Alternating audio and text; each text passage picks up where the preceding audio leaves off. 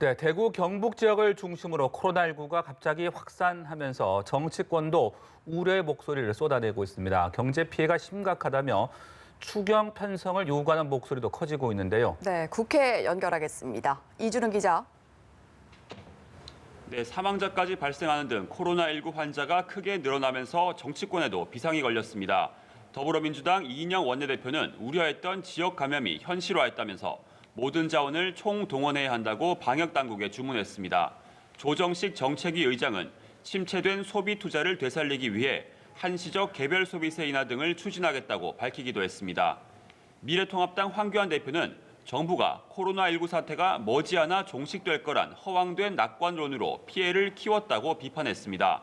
심재철 원내대표는 지금이라도 중국 방문객 입국을 중단하라며 그렇게 하지 않으면 국회에서 직접 법을 개정하겠다고 경고했습니다. 국회 교섭단체 대표연설에선 민주통합의원 모임 유성엽 원내대표가 코로나19가 가뜩이나 어려운 우리 경제에 사망 선고를 내릴 수도 있다며 추가 경정 예산을 편성해야 한다고 주장했습니다.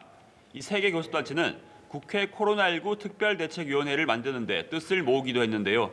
또 검역법 개정안 등 일명 코로나 3법도 국회 보건복지위원회를 통과했습니다. 네, 정치권의 코로나19 사태가 좀 잠잠해지면은 본격적인 총선 체제로 전환하려던 분위기였는데 총선 준비 상황은 지금 어떻게 되고 있습니까? 네, 민주당은 오늘 이해찬 대표와 이낙연 전 국무총리를 공동상임위원장으로 하는 선거대책위원회를 공식 출범했습니다. 통상 대규모 외부 행사를 하던 걸 국회에서 간소하게 회의하는 방식으로 출범식을 대신했는데요.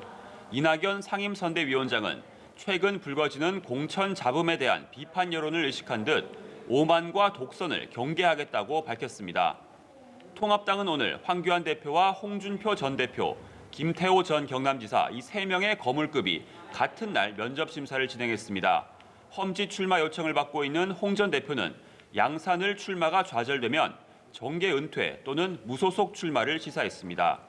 이들 면접이 끝난 뒤 예정된 대구 경북 지역 후보자 면접은 이 지역의 코로나19 확산 사태 탓에 연기됐습니다. 바른미래당과 대한신당, 민주평화당 등 호남 3당은 합당으로 가는 마지막 퍼즐을 맞췄습니다. 바른미래당 손학규 대표가 조금 전 기자회견에서 당 대표를 사퇴하고 평당원으로 백의종군하겠다고 밝혔기 때문입니다. 이로써 3당의 손학규, 최경환, 정동영 대표가 모두 물러나기로 합의하면서 호남 3당의 합당 절차는 오는 24일 마무리될 전망입니다. 지금까지 국회에서 연합뉴스TV 이준음입니다.